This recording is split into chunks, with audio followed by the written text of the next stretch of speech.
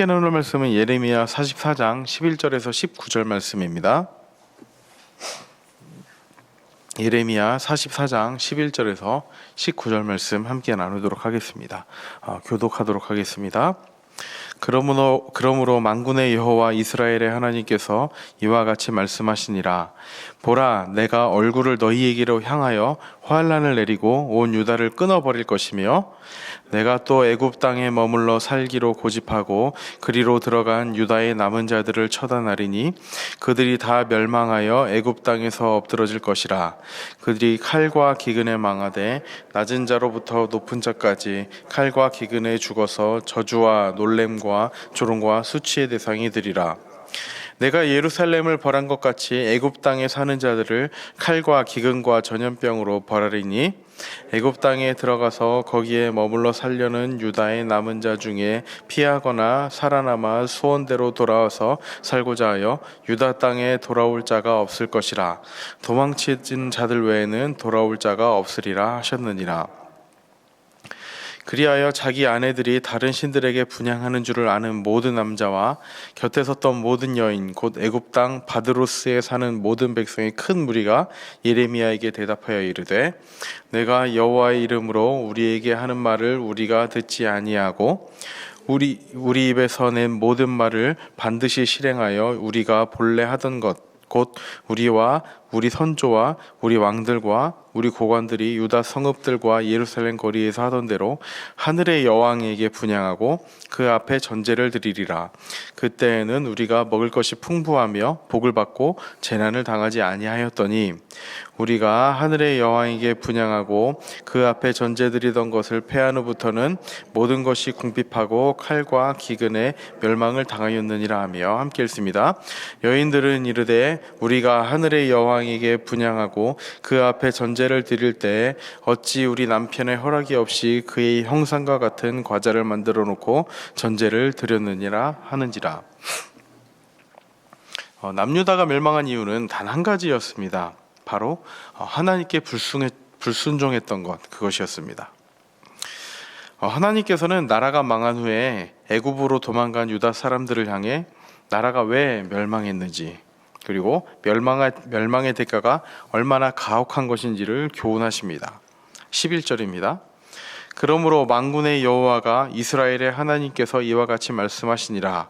보라, 내가 얼굴을 너희에게로 향하여 환난을 내리고 온 유다를 끊어버릴 것이며. 하나님께서 얼굴을 향하여 환난을 내리실 정도로 유다 백성들을 심판하시겠다는 말씀입니다. 여기서 얼굴을 향한다고 할 때의 향하여는 대항한다는 의미입니다. 하나님께서 유다 백성을 대항하시기 위해서 당신의 얼굴을 그 백성들을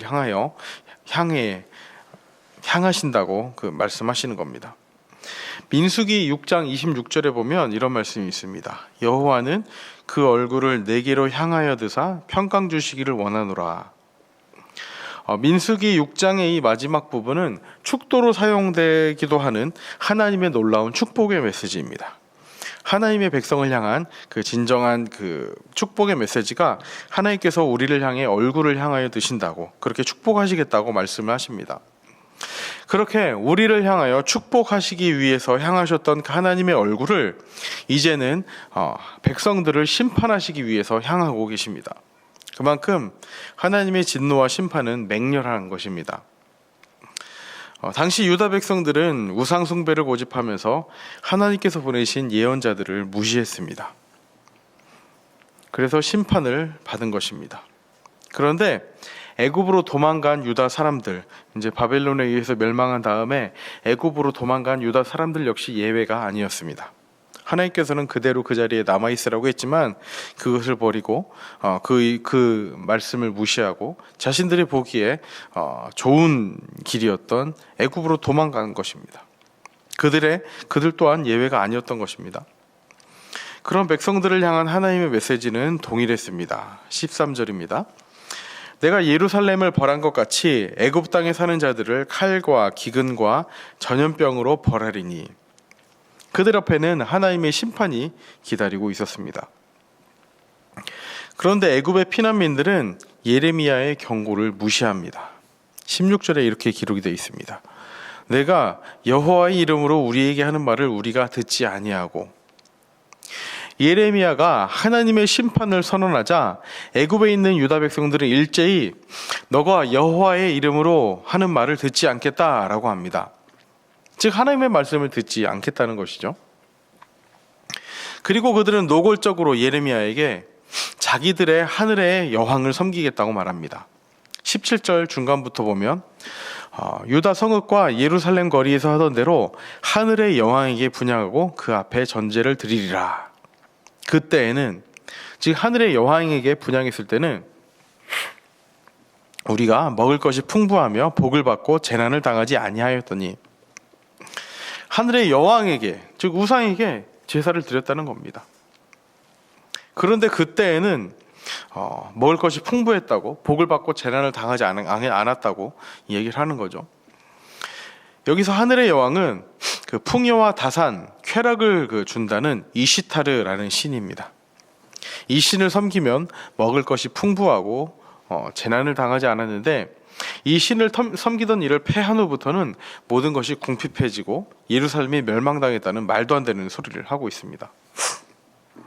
선지자들은요, 끊임없이 유다 백성들이 자행했던 이 우상 숭배의 죄를 지적했습니다. 하지만 유다 백성들은 예루살렘의 멸망이 자신들에게 닥친 하나님의 심판이라는 사실을 외면한 채 오히려 오래전부터 섬겨오던 하늘의 여왕을 제대로 섬기지 못했기 때문이라고 주장하고 있는 겁니다. 유다 백성들이 이렇게 제대로 깨닫지 못하고 있는 이유가 무엇입니까? 바로 우상 숭배가 습관화되어 있기 때문이었습니다. 이 유다 백성이 하늘의 여신을, 하늘의 여왕을 숭배한 것은 오랜 역사를 가지고 있었습니다. 예레미야는 그들의 죄를 고발하면서 우상을 숭배하고 있다고 끊임없이 지적을 했습니다. 하나님께서는요, 유다 백성이 가나안 땅으로 들어오기 이전부터 이러한 이방 종교의 영향을 받게 될 것을 철저히 경계하셨습니다. 좀 조심하라고 그렇게 거듭거듭 이야기를 하셨죠. 그럼에도 불구하고 그들은 이 우상을 섬기는 것을 조심하지 않았습니다. 자, 그렇다고 해서 이들이 하나님을 버린 것일까요? 이들의 우상 숭배는요, 교묘하게도 하나님과 우상을 겸하여 섬기는 모습으로 나타납니다. 이러한 이유로 그들은 하나님을 향한 믿음을 저버린 적이 결코 없다고 항변을 하고 있던 것입니다. 우리는 하나님을 버린 적이 없다. 우리는 하나님을 계속해서 섬겼다. 그렇지만 그 이면에는 동시에 우상도 섬기고 있었던 겁니다. 그리고 자신들이 현재의 어려움을 벗어나는 유일한 방법이 하늘의 여왕에게 제사를 드리는 것이라고, 더욱 정성껏 마련해서 제사를 드리는 것이라고 생각했습니다. 18절에 그들이 이렇게 이야기를 하고 있습니다. 우리가 하늘의 여왕에게 분향하고 그 앞에 전제 드리던 것을 폐한 후부터는 모든 것이 궁핍하고 칼과 기근의 멸망을 당하였느니라. 유다 백성들은요, 단 한 번도 이렇게 하나님을 버린 적이 없었습니다. 대신 하나님을 섬기면서 동시에 우상을 섬기고 있었던 겁니다. 이렇게 우상 숭배를 고집하는 유다 백성의 마음속에는 깊은 욕망이 자리 잡고 있었습니다. 17절 마지막 부분입니다. 그때에는, 이렇게 우상을 섬기고 그 하늘의 여왕에게 제사를 드릴 때는 우리가 먹을 것이 풍부하며 복을 받고 재난을 당하지 아니하였더니, 즉 우상을 섬기는 이유가 무엇입니까? 하나님을 섬기면서 동시에 우상을 섬기고 있었던 이유가 무엇입니까? 즉 먹을 것이 풍부하고 재난을 당하지 않은 안락한 삶에 대한 욕구 때문이었습니다. 자신들이 바랬던 세속적인 욕망을 우상을 통해서 실현할 수 있다고 생각을 했던 것이죠. 이렇게 풍요로운 삶을 바라는 이유가 무엇입니까? 이러한 풍요가 나를 안전하게도 지켜주고 나를 행복하게도 만들어주리라고 생각하기 때문입니다. 그러나 이것은 대단히 잘못된 오해죠. 진정한 안전, 진정한 행복은 하나님을 제대로 믿을 때만 우리에게 다가오기 마련입니다. 이 시대도 마찬가지라는 생각이 듭니다.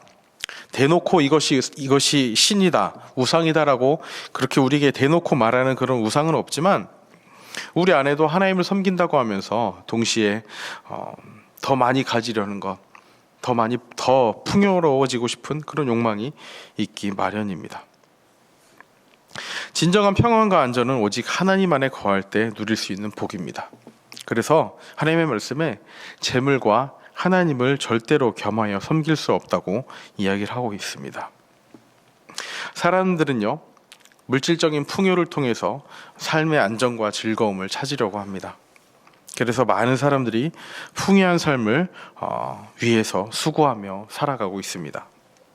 그러나 하나님은요, 물질이 우상이 되지 않도록 명령하셨습니다. 우리를 진정으로 보호하시고 평안을 주시는 분은 오직 하나님 한 분이십니다. 이것을 기억하고 하나님만을 섬기는 선한 하나님의 자녀로 살아가기를 소망합니다. 오늘 하루의 삶 가운데서도 하나님께서 주시는 이 진정한 평안과 행복이 우리의 삶 가운데 가득가득하기를 진심으로 바랍니다. 세상 사람들이 바라는 그런 물질이 주는 풍요, 물질이 주는 안락함, 물질이 주는 행복함이 아니라 하나님이 주시는 진정한 평안, 안전, 행복이 오늘 하루 우리를 따라다니기를 진심으로 소망합니다. 우리 다 함께 기도하도록 하겠습니다. 우리 이렇게 기도할 때 주님, 우리 안에 있는 이 우상을 멸하게 하여 주시옵소서. 하나님을 섬긴다고 하면서 내가 모르는 사이에 누리고 싶었던 그 물질적인 풍요, 물질로부터 임하는 그 행복, 물질로부터 임하는 그 안락함을 바랐다면 이 모든 것들 버리고 오직 하나님께서 주시는 평안, 하나님께서 주시는 안락함이 우리를 따라다닐 수 있도록 인도하여 주시옵소서. 이렇게 다 함께 기도하도록 하겠습니다. 기도합니다. 하나님 아버지, 이 시간 임하여 주시옵소서. 주님이 주시는 진정한 평안이 우리를 따라다닐 수 있도록 인도하여 주시옵소서. 우리의 삶 가운데 하나님을 바라며 나아가게 하여 주시옵시고, 더더욱 정말 주님을 위하여 나아가는 그런 삶이 우리 가운데 가장 행복한 아버지 그 삶을 살아갈 수 있도록 이끄시고 인도하여 주시옵소서. 주님, 오늘 하루의 삶을 바라봅니다. 아버지 하나님 함께하여 주시옵시고, 주여 그로 말미암아 더더욱 정말 주님 주시는 귀한 믿음의 삶을 살아갈 수 있도록 인도하여 주시옵소서. 아버지 하나님 함께하여 주시옵시고, 정말 주님 바라보는 놀라운 아버지 믿음의 기적이 우리 안에 있을 수 있도록 인도하여 주시옵소서. 그 행복을 바라며 나아가는 우리 삶 될 수 있도록 하나님 아버지의 주를 충만하게 인도하여 주시옵소서. 이렇게서 인도해 주시옵소서. 하나님, 유다 백성들은 결탄코 하나님을 버린 적이 없었습니다. 그렇지만 그 이면에는 동시에 우상도 함께 섬기고 있었음을 우리가 확인하였습니다.